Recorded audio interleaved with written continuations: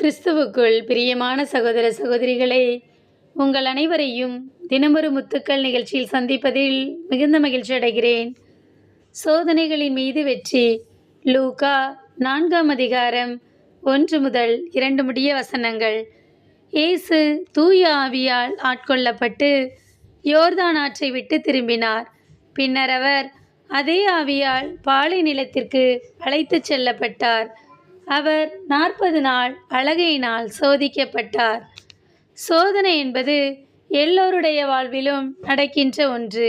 அதிலும் குறிப்பாக நன்மை செய்ய வேண்டும் என்ற எண்ணத்தோடு கடவுளின் இறையாட்சி இந்த மண்ணில் வர உழைக்கிற ஒவ்வொருவருடைய வாழ்விலும் சோதனைகள் நிச்சயமாக இருக்கும்.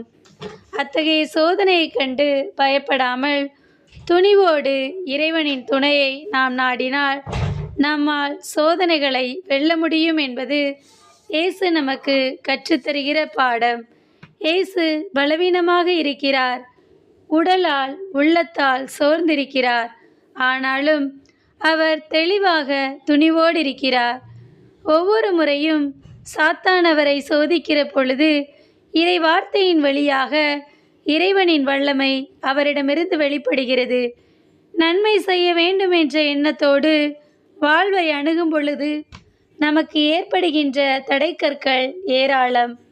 அதைவிட நமக்கு வருகிற சவால்கள் நம்மை பாதாளத்திற்கு இழுத்துச் செல்லும் வலிமை படைத்தவை.